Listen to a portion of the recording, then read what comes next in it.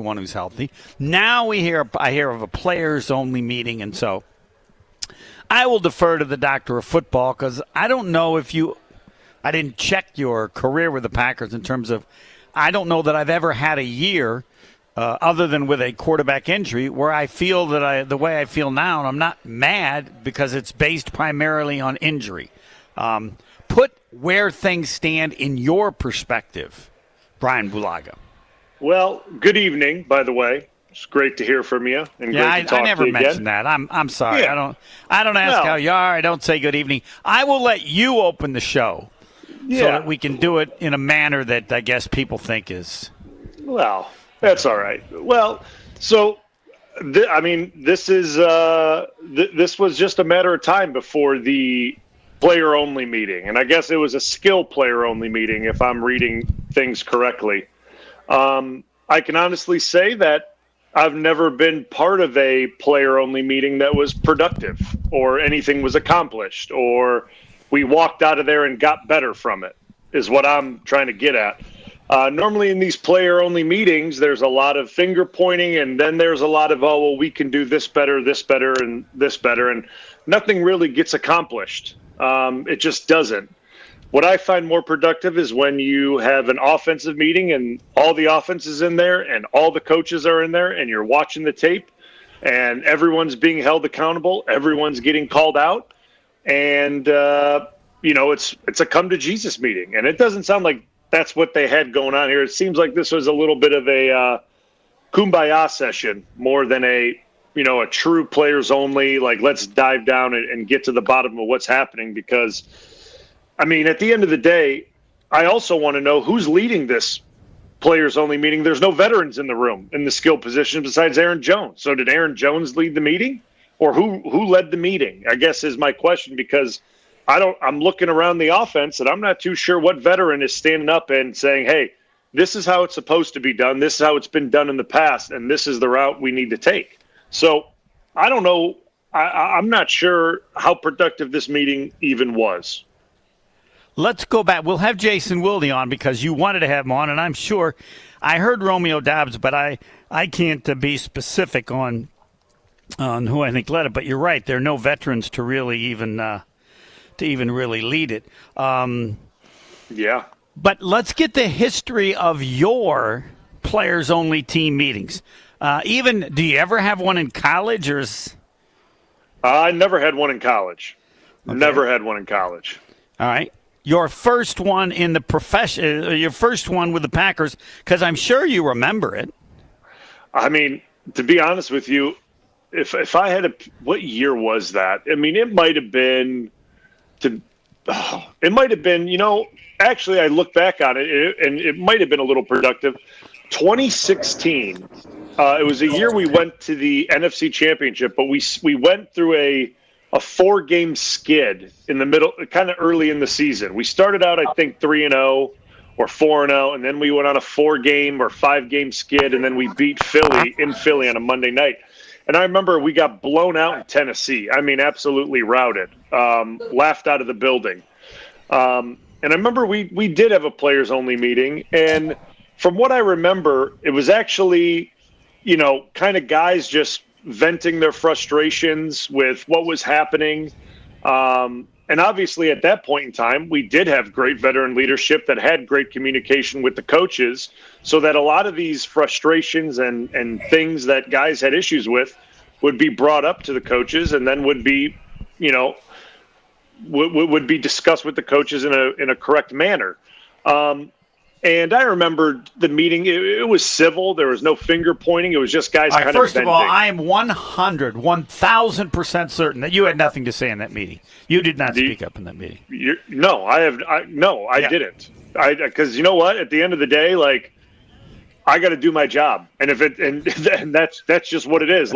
If I played like crap, I played like crap, and guess what? I got to be better next week. There wasn't really anything that I could vent on besides hey, maybe we can run the ball 10 more times a game. That'd be helpful. Now, I knew this because now that you won a farmer award, there's no way they're having a farmers meeting and the farmers are talking. No. They have a farmers meeting. No one shows up. I'm not going to the blankety blank stupid meeting. Correct? That's Farmers. Yeah, that's most likely. Yeah. Like, hey, I got better stuff to do. Like that's right. that's really what it is. All right, But- so you didn't talk, and the key would be that the things said would then have been given to the coaches. Yes. Okay. Because obviously, when you have a meeting like that, you have great veteran presence. Like it's obviously Aaron Rodgers, it's Jordy Nelson, it's T.J. Lang, it's Josh Sitton. It's obviously And whatever is said that needs to be changed, you better have a person saying it to a coach who has some authority or respect that they might actually listen to them. correct, Right? Even And- though they may not have said it, they just heard it at the meeting. All right, so I'll shut up. Go Yeah, ahead. yeah, absolutely. Like if a first year player brought something up to Mike McCarthy and said, "Hey, the guys want this just changed," he would look at him and laugh at him, right? But Yeah. it's a different story when Aaron Rodgers comes up and he says, "Hey, coach," or however he might have worded it or whatnot, and said, "Hey, coach, the guys have been talking. They would we would like to see X, Y, and Z changed, or this changed, or can we try this out in practice and see how it works?" It carries more validity when it comes from a guy like that, because you know what? If we suggest something or we want to do something, it's on us to make it work. It's on us to get the thing to work and make sure it's operating at 100%. And honestly, it did. We went on, I think, a 7 or 8 game winning streak, got all the way to the NFC Championship. Obviously, fell short there, but we got things turned around after that, and we were a different team. I wouldn't say because of the player-only meeting, but I would just say because we had great veteran leadership that knew how to take what every guy was thinking or feeling and present that to the coaches in a respectful manner, that we weren't attacking coaches or anything like that, but that it was presented in a way that, hey, this is what the players think we would need to succeed better on the field, that could help us out, and how do we gel that with their ideas? And it ended up paying off, and no one's feelings got hurt, at least as far as I know. And I thought that was one of Coach McCarthy's best coaching years, was 2016, because we were in the skids, man. It was bad. It was really bad. And So explain how you go from being in the skids and then having that streak.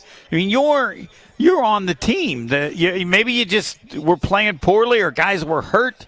But usually when you're in a skid, it's because you're not very good.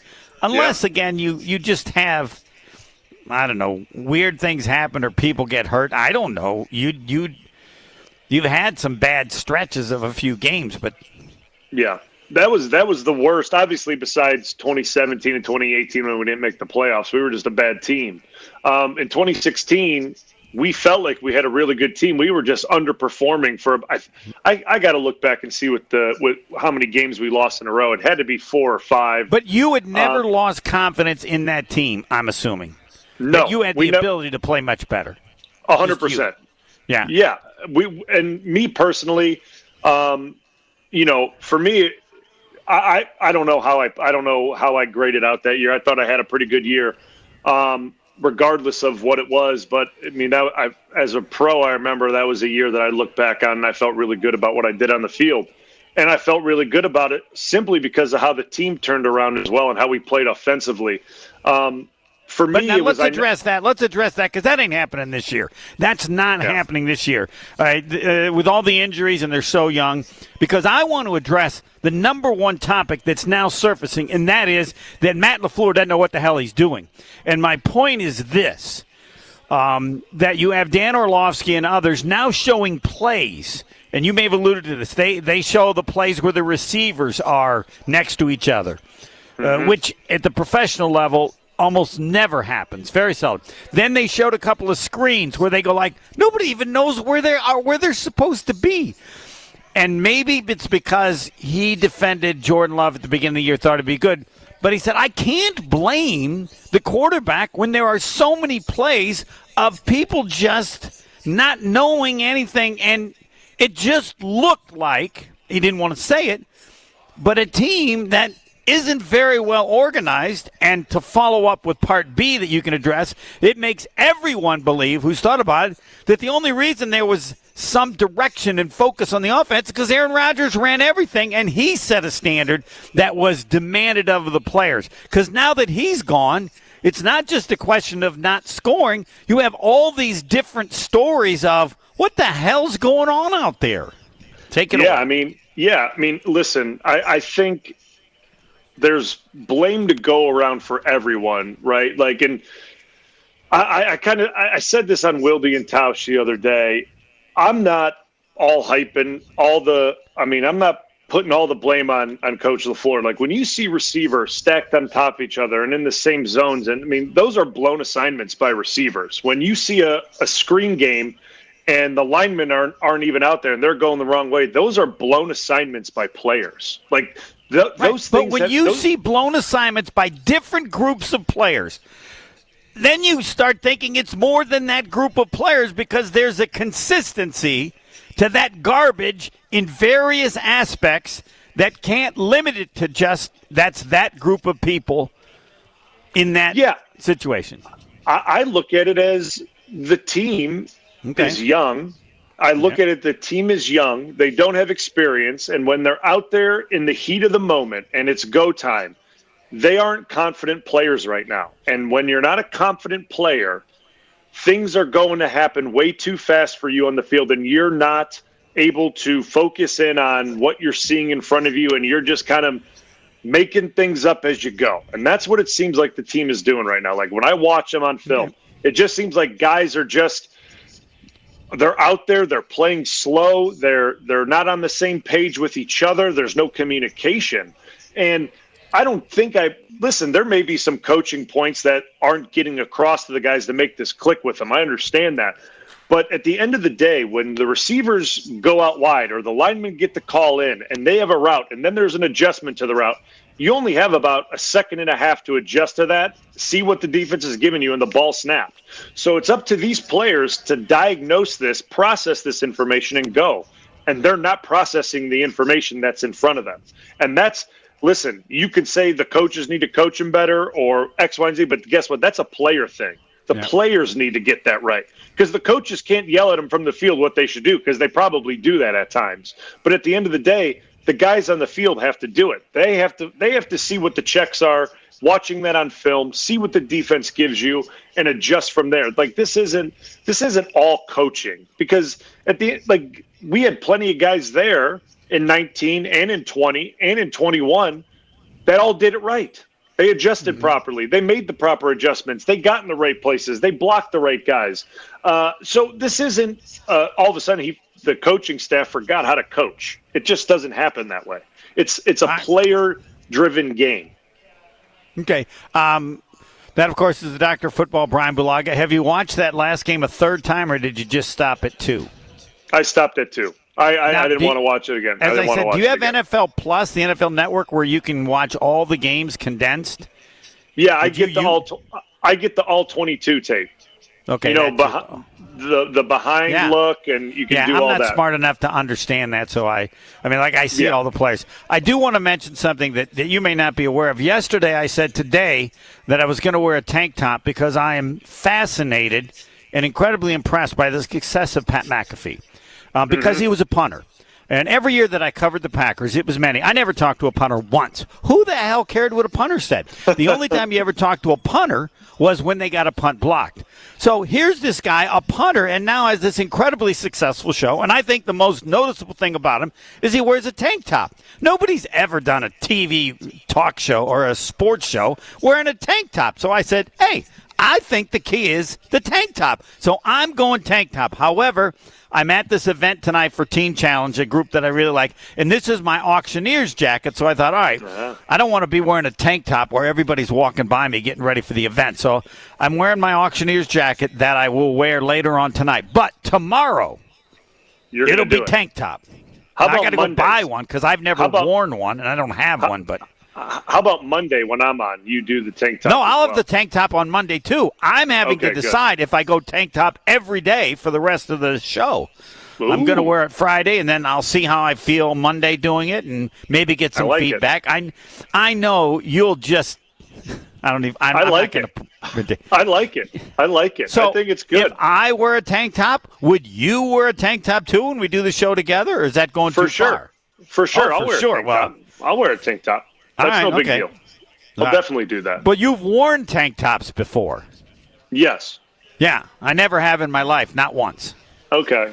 Now, he wears a blank tank top, and he also has some jewelry in front. I don't have any of that. I might have to borrow that from somebody because I think now, I respect anybody who's in the NFL, punters, place kickers. Punters are the most insignificant people on the team because I can go out and find 100 punters, maybe not as good as the guy at Iowa, just don't get the damn thing blocked. Other than that, what do you do? A place kicker is important because field goals are very huge. But my point was, no one ever interviewed the punter, and this guy's got the most successful show maybe in the country, making millions, and he's a punter.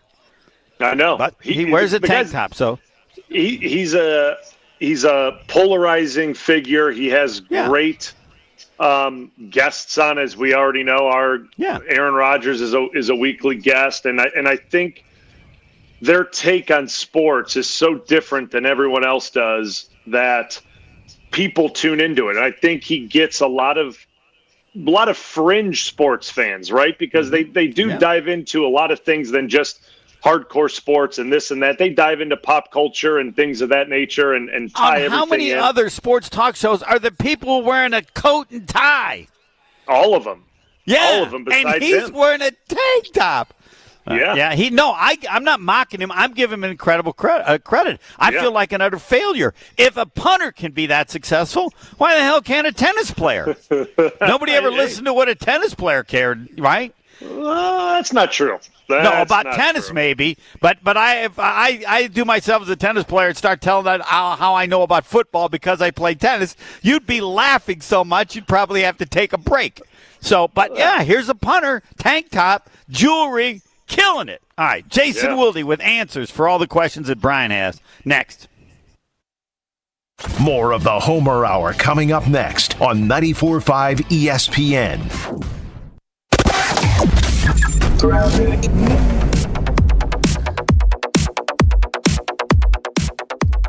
Well, looks like we've got an accident now on northbound 43, right about at Fond du Lac Avenue. It's got the left lane blocked. That's backing things up through the Marquette interchange. But delays heading past that scene already. So you're looking at backups all the way up to Keith. On the southbound side, hitting the brakes from just north of Hampton Avenue all the way down past Locust, and then back on the brakes from Fond du Lac Avenue down and over the high-rise bridge onto 4394. We've also got a broken down vehicle 894 eastbound on the ramp from 76th Street. Still going to be slow on the westbound side of the bypass right out of the Mitchell interchange out through the Hale interchange. Traffic is brought to you by Great Lakes Dragaway, a quarter-mile-long drag strip plus a drift pad. Even drive your own car on the track. Find full event schedules and ticket information at GreatLakesDragaway.com. And checking the TMJ4 Storm King forecast tonight, mostly cloudy and mild, chance of showers, a low of 62. Then tomorrow, mostly cloudy and windy, chance for a shower or thunderstorm, mainly early with a high of 70.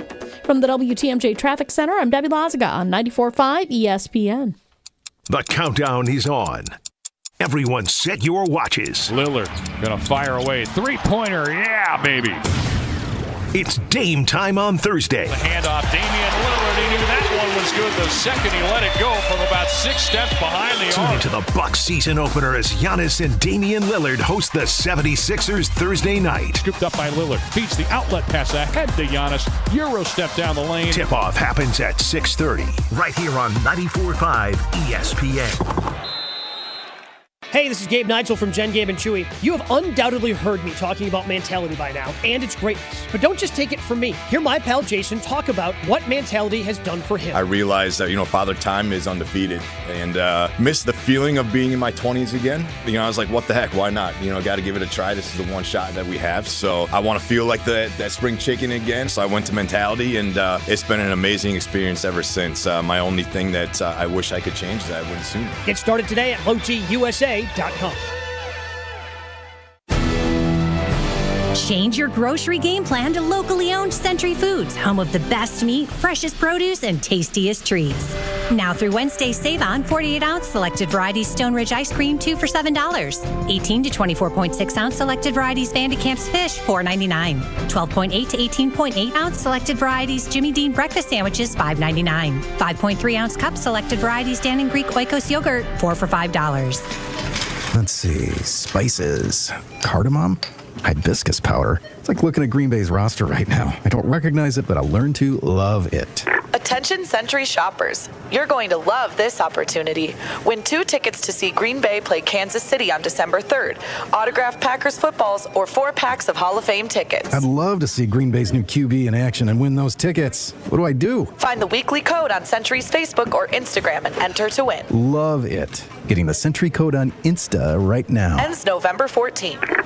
It's Gary Olson for Wisconsin Indoor Golf Center. Imagine playing Whistling Straits in the dead of winter. No, not like that. I mean, in one of Wisconsin Indoor Golf Center's 12 state-of-the-art simulators. Play Whistling Straits and other Pro Tour courses year-round at the brand-new Wisconsin Indoor Golf Center in Waukesha, opening October 28th. Each bay features cocktail tables and TVs with Wisconsin sports. Reserve a space, corporate event, or walk-in. It's just $35 an hour, Monday through Thursday. WisconsinIndoorGolfCenter.com. Get your game on at the Island Resort and Casino with first-round picks of your favorite slots and table games. Bring friends and watch your favorite team compete on big screens. Grab game day eats in T. McSee's Sports Bar or celebrate your team's victory in Horizon's Steakhouse. To book your game time at the Island Resort and Casino, call 800-682-6040 today. This is the Homer Hour on 94.5 ESPN. Jason Wilde is brought to you by Boucher Automotive, where we ride with you every mile. 18 dealerships, 15 brands, and thousands of vehicles in stock. Check them out at Boucher.com. Jason Wilde is on the Homer Hour on Thursday because the Doctor of Football, Brian Willaga, says, I want Jason Wilde on because I want to be able to ask him questions as they get ready for the next game. Brian, of course, you're in charge of the good evening or all the nice things you say when we have a new guest or somebody comes on, even you. So take it away. Jason, good evening. How are you doing tonight? I'm great, Brian. It's great to hear the two of you together. It brings me a lot of joy. So listening to you in the car and now talking to you. Good. Well, I'm going to get right into it because obviously a lot has happened today. I've caught bits and pieces. Clearly, you know what's going on. Can you give Homer and I a little more information about this players-only meeting? What's going on here? It was a skill position only, and so here's the problem. Where did this come from? Who reported it? Who? Like, I'll be honest with you, and I try to be honest all the time, but I'm really going to be honest now. So Jen, Gabe, and Chewy asked me about it this morning. Then Brust, Kyle, and Nortman, I know I did those out of order, asked me about it this afternoon. Now you're asking me about it. And I got to be honest with you, apparently it was Jaden Reed who mentioned it. I didn't talk to Jaden Reed yesterday. So I don't know what anybody's talking about. And I don't like to admit when I don't know what's happening because I usually think I got a pretty good idea. But I looked around the internet pretty extensively. I didn't see anybody wrote about it. Is this from a tweet? Is this who reported this meeting? Does anybody know? I don't know anything about it because I got told by the boys before us. So that's why I figured you by Brust and Nortman and them. So I figured that you knew about it.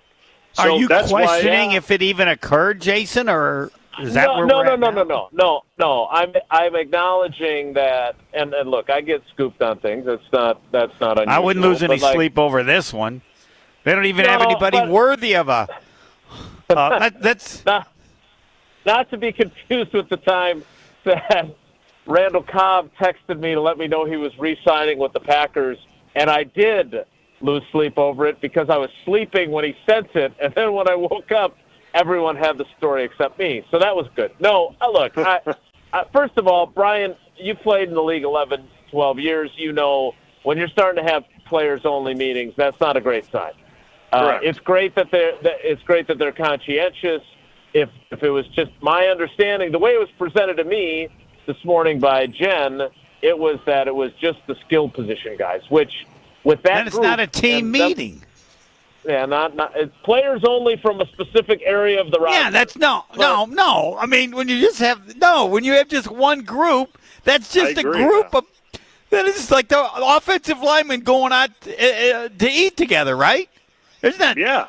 You can't have a team meeting if the entire team isn't there.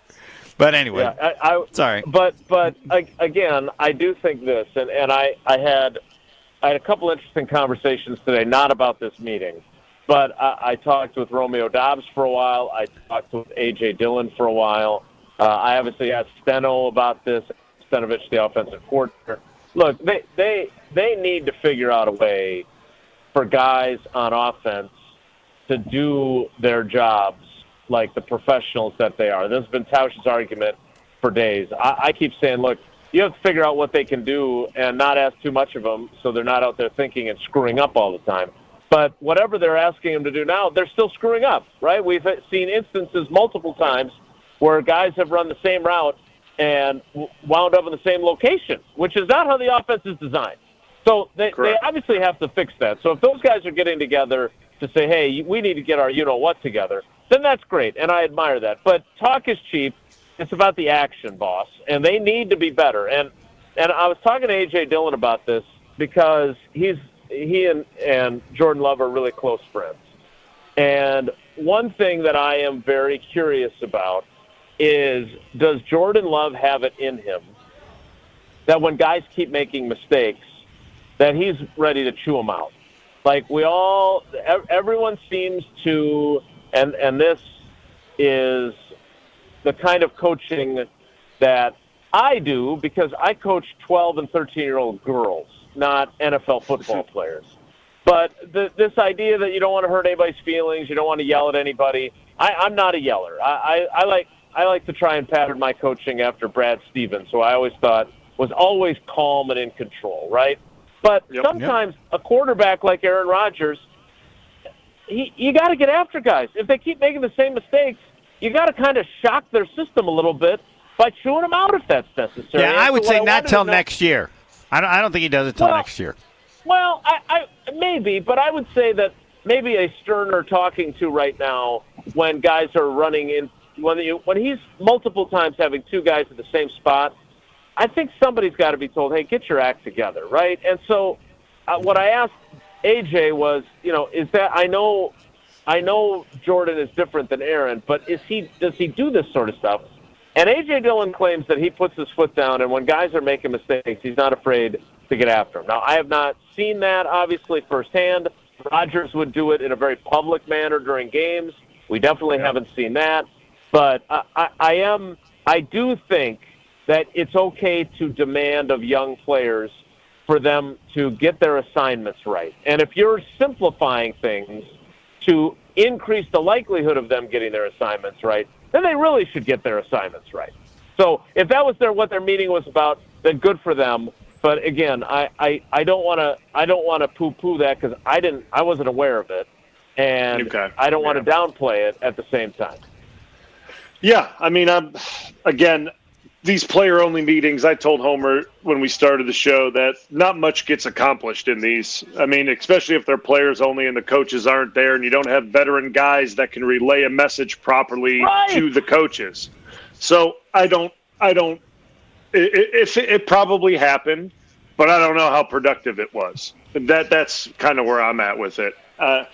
So, Jason, you said you talked to Coach Stenovich, offensive coordinator now. He was my offensive line coach. Are they making any adjustments up front? Are they doing anything different this week, or is he not? You are so nice. I'll translate for Brian Bulaga. They going to play that guy at left tackle again? They can't do it. They got to change there. How's that, Brian? So that's good. So it's good. Thank you. We did. That was a much more productive media and offensive coordinator meeting for sure. So I don't know if they're going to actually pull the ripcord and jump, but I do think that they have at least seriously considered playing Yash instead of Rasheed Walker. I think Rasheed Walker is clearly not playing well, and he's in a funk. And Yash has played a heck of a lot of games.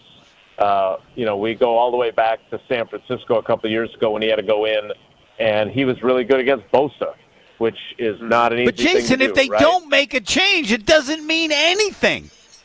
Right. But what I'm trying to tell you is they may be doing that on Sunday. They are not going to tell us because they obviously don't want the Vikings to know they're making a change. Good point. they may trot the same 5 guys out there. But what was interesting, because somebody asked about Yash, and I had been the one that had asked about Yash like a month ago, and Steno just, I very rarely have I had a coach do what Steno did, where he basically said, we challenged Yash to compete for the starting job, and he didn't rise to the challenge. He was a little baby, and he didn't handle it at all. Ooh. And that was, he didn't say the baby part. That was my editorial comment. But he definitely said, look, in the NFL is all about competition, and some guys rise to the challenge of competition, and some guys don't. That is what he said. And that was, it was bad enough, Brian, that Matt LaFleur, I was told, chewed out the entire coaching staff and said you can't talk about players like that publicly. So Steno got himself and the rest of the staff in some hot water for answering, frankly, honestly, which I don't want to discourage. Let me ask both of you, Brian. But if you've seen a guy play and you know the level that he's played in the games, how or why would you let practice decide what you were going to do? Right? I agree. I agree. Like, totally this fair. this is where, like, kind of what Steno is telling Jason about, like, you got to competition for spots. I understand that, right? Like, I get that. That's a training camp thing. But now you've put the product on the field, and the product is not good. And you know what you have in Yash and what he's given you in real live NFL football games.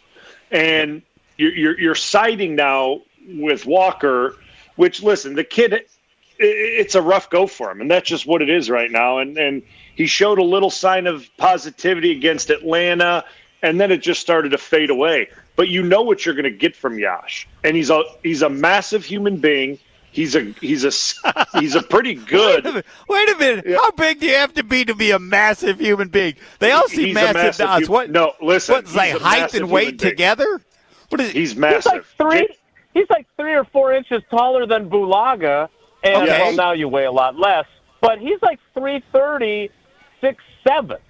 Yeah, he's bigger. And Bulaga's a massive, or was now. Right, now that's what I'm saying. End, but yeah, all right, 6'7", 330. So, all right, yeah, he's huge. But I think what's interesting about Yash, because Brian and Tausch and I, not that we started our own fan club for him, but it's clear that the coaches don't like Yash nearly as much as the 3 of us do, which is completely incomprehensible to me because of the exact point that Brian just made, that he has done it in the games against good players.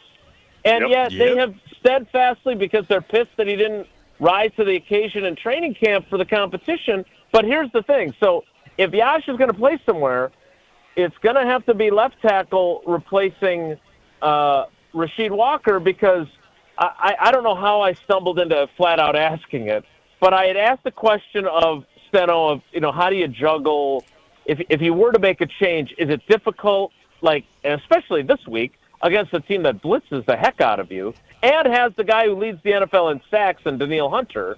Would you, you wouldn't, juggle your lineup this week, would you? And he gave me a kind of answer that he at the end said, I don't know if I answered your question or not. And I said, no, you didn't.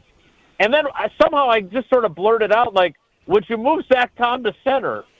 And he responded by saying that Josh Myers is playing the best football of his career, which I thought, God, based on the conversations I've had with Brian Bulaga, that doesn't sound like what Brian has been seeing. Well, but wait, that's because he's played so poorly elsewhere.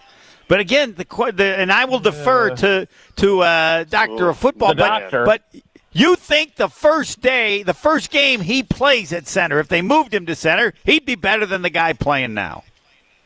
Do I personally? Yes. I think he would be, because I think he's a ball player. Obviously, I've never seen him play center, so that's hard for me to judge. I do have some questions about, Steno saying that this is the best football he's ever played, which makes me think that they didn't think too highly of him in his first few years. like I'm just being honest, and it's and I know he's protecting his player a little bit. I understand that, but man, like I watch the tape and I watch it very like I don't play favorites and I obviously watch the offensive line because it's what I love to watch and I love to study it. And I'm honest when I come on this show and I go on your show, Jason, and I talk about it because like I'm watching it from a player's perspective as if I'm in the meeting room and I'm with the guys and we're grading it and I'm hearing the coach's comments. So like I don't sit here and make up things like, oh, he's not playing well. Like I don't do that. Like I watch this as a player and I look at it from that standpoint. And it just says that they must not have thought he was playing very well for the last 3 years now. Like that's all I can say. Like I'm kind of surprised by it, but you know what? What do I know?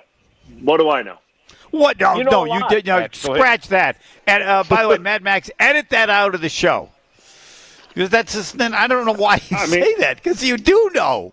I believe me. Everybody people have differences of opinion, but you know. I know. Right? I know. Like, I know. Yes, I know. But there you know go. You know what? That's the same feeling that I have about everything. I know. I know.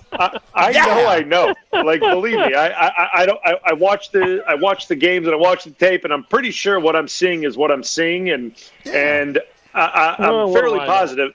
Yeah, but at the end of the day, you know what?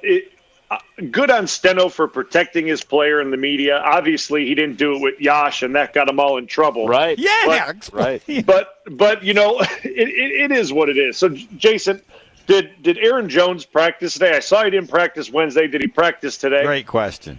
He did. He did work today, but again, that doesn't necessarily guarantee much of anything around here these days. So, Matt LaFleur's comment yesterday was that they're hoping not only for him to play, but for him to play more and then be able to bump up his snaps. On the other hand, Jair Alexander did not practice today, and they are talking as if he's not going to play this week. So that's kind of, those are and look, they're a week ago at this time, Joe Barry's up there. We're asking him about how you're going to integrate Eric Stokes back into the defense when you've got Rasul Douglas, you've got Jair Alexander, you got Keyshawn Nixon as your top three corners, and now a week later, you don't have to worry about integrating Stokes back in because he's on IR for 4 weeks minimum.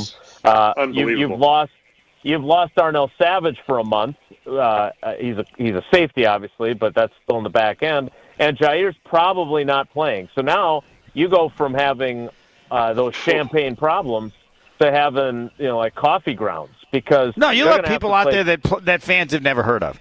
All right, Jason, we got to move. I know you find it. Carrington Valentine, yep. Yep, I think You're it's late. hard for you to believe we're late. Yes, thanks, Jason. Good.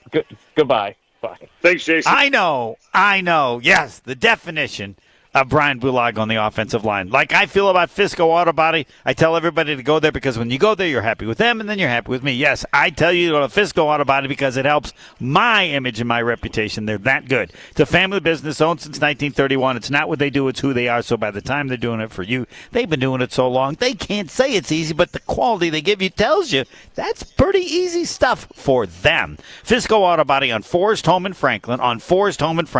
I don't give the address often enough. Fisco to remember the name. On 94.5 ESPN.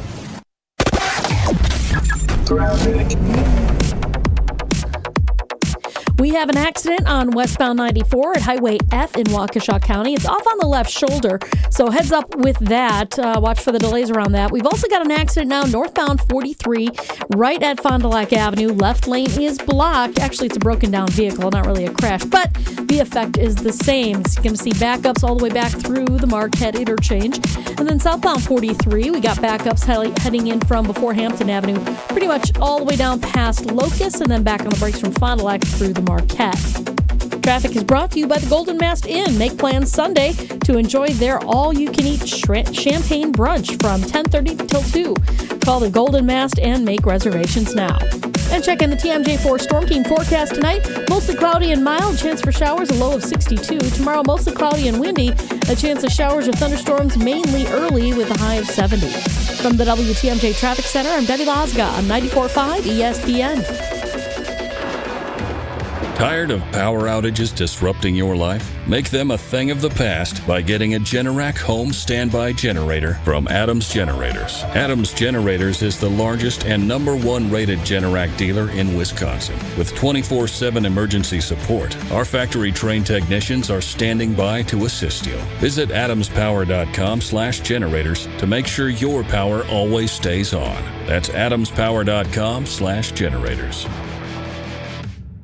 All right, Team Pella, listen up. Thanks, John Kuhn. Customers love our products with limited lifetime warranties. Check out these big plays. Incredible innovations like blinds and shades between the glass. No interference on that play, Coach. And stylish windows with hidden screens that make game days a breeze. Can it get any better? It can. With monthly payments as low as $19 per window, $75 per patio door, and a free quote at PellaWI.com. Let's go. 6.99 APR for 120 months. Certain restrictions apply. See showroom for details. Offers on 10/31/2023.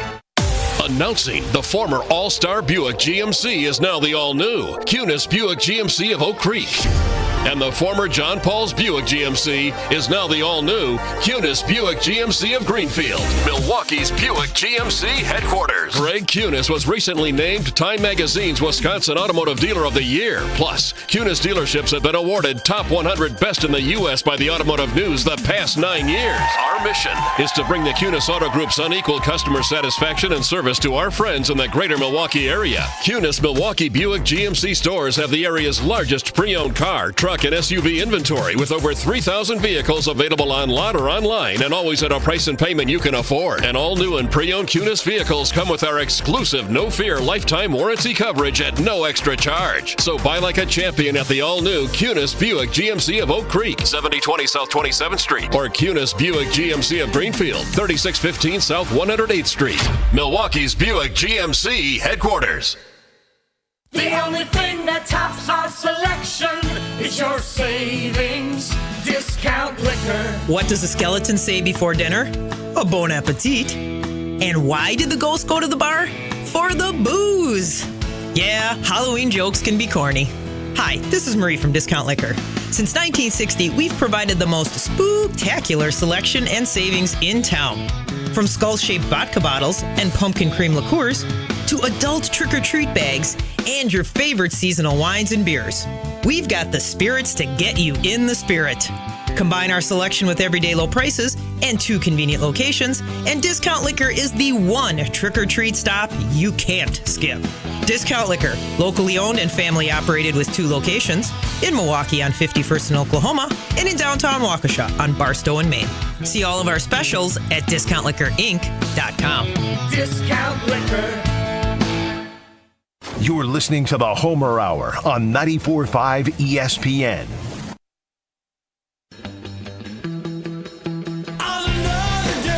Thursday means with Brian Balaga and Jason Wilde because the Doctor of Football wants Jason Wilde on. It's so good, and so we're way late, but I don't care.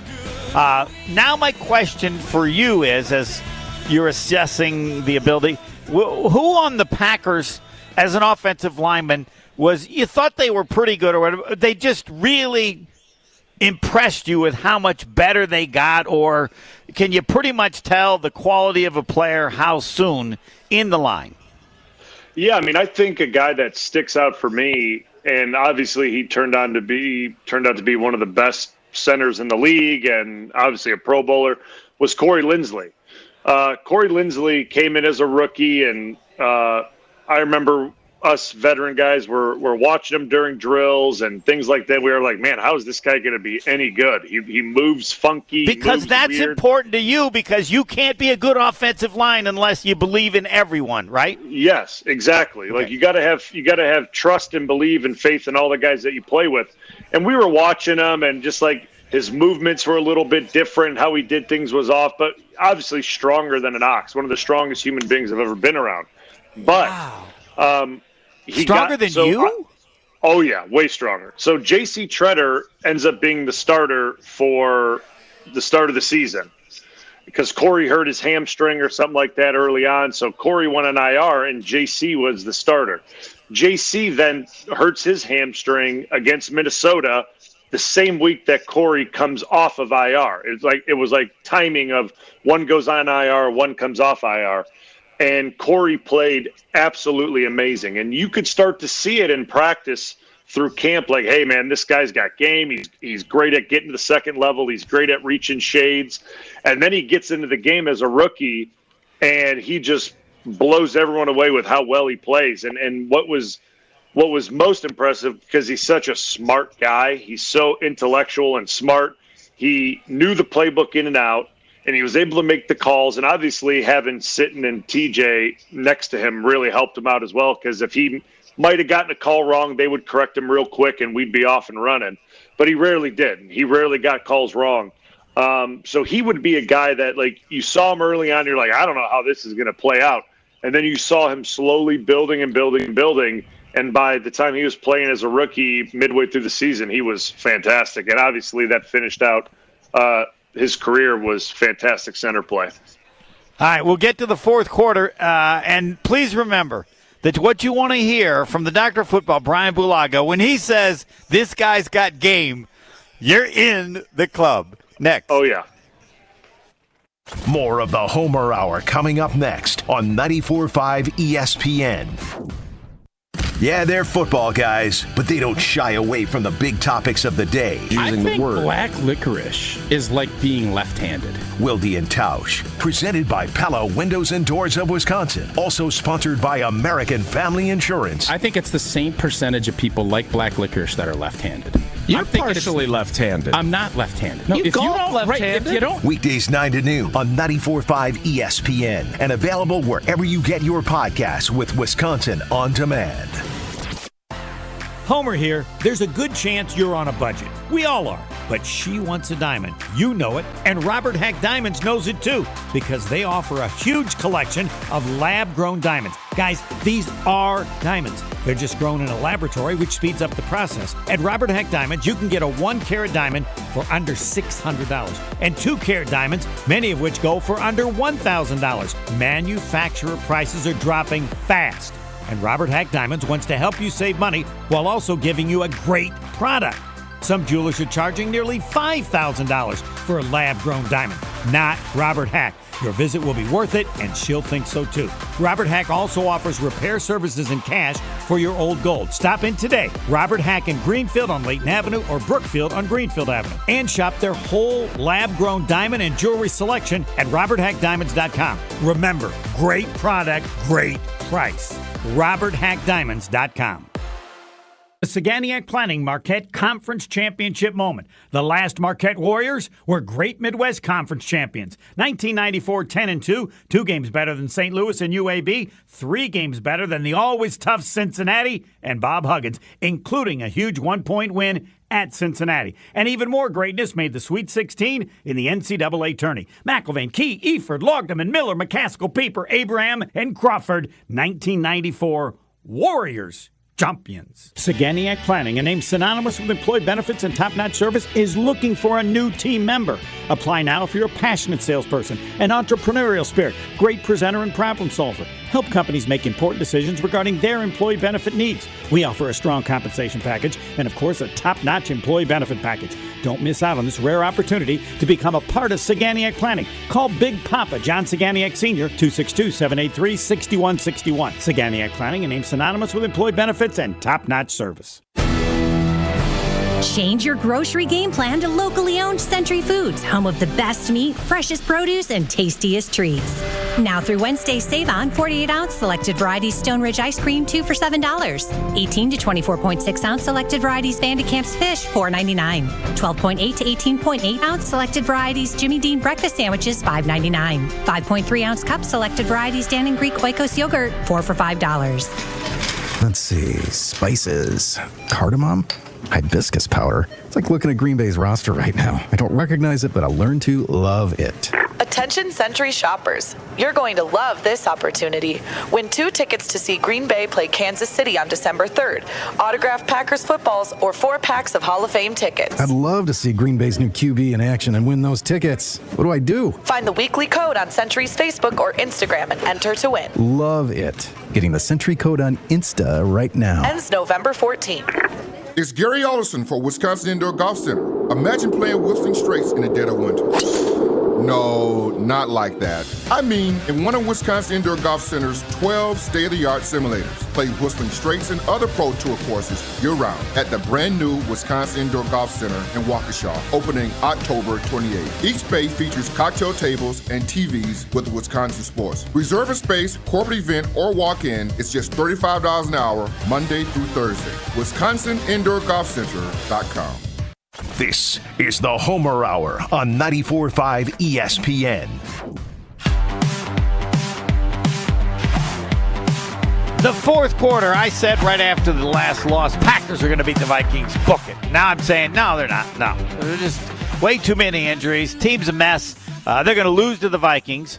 And I say that partly as a credit. If they did win, I would really be impressed because it would require something to happen that would make you feel good about that player, that part of the unit, because everything says they're going to lose except that they are at home.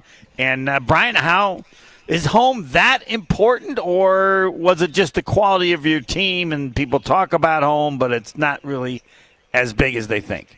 Yeah, I think Lambeau Field is a huge advantage for the Packers. I always looked at it as you're playing on grass. You're not playing in a dome on turf. You got your fans. You can hear the snap count. You can hear communication. It's outside in the elements. No, I don't know what the weather's going to be, but Minnesota's an indoors team. I always looked at it as a big advantage for us playing these dome teams at home. But I'm with you that I'm a little nervous. I watched that Minnesota game against San Francisco, and that looks like a team that's improving. They look like they're finding their stride, and their defense is playing well, and Kirk Cousins is somewhat taking care of the ball, which isn't normally a full-time thing for him. Sometimes he can give it away cheaply. So I'm nervous about this week, and I'm nervous about the Vikings defense and their pressure packages and our center and our quarterback identifying these pressures and making the right calls and getting everyone on the same page. So yeah, I'm nervy about it, man. I don't feel great. Given the discussion about what Jordan Love says or should say, what was Aaron Rodgers really like? Was he equally tough on everyone, or it's just kind of talked about because people saw examples on the sidelines, mostly I think with the coach. But what's the truth about Aaron Rodgers on his teammates? Because I say this, he was a great teammate. There are some exceptions, but the majority of people don't go out of their way or even talk about not liking him. Yeah, no, I thought he was a fantastic teammate. I enjoyed my time with him. I thought he treated everyone equally and similarly. If you did something, he would get on you as an offensive lineman. If you jumped off sides or you made a mental error or in practice or even in a game, you got him hit or sacked, he'd let you know about it. Well, what would he say? Would he let you know? I'm not asking for if you can. I mean, Lynn Dickey said every other word in practice is a swear word, so I don't know if that applies anymore in the current. But what would he just? Yeah. In practice, he'd have choice words. In the game, he would let you say, "Hey, getting a little bit close." Like with the DN, if you're getting pushed back or giving up, hey, he's getting a little close. He would just let you know so that know where you're at. That's not too mean. No, but most of the mean stuff happened in practice. Like if you messed up in practice, is when like in a game. You don't really want to get down on your guys, right? Like you don't want to be screaming at them, whatever you say, so to speak. Because I always looked at it as like, listen, there's already a lot going on, and if a guy has a bad play and then you pile on top, the guy already knows he had a bad play. You pile on top of it, it could make things spiral a little bit more. And Aaron never did that. I mean, he would say stuff to us, but more in a positive manner.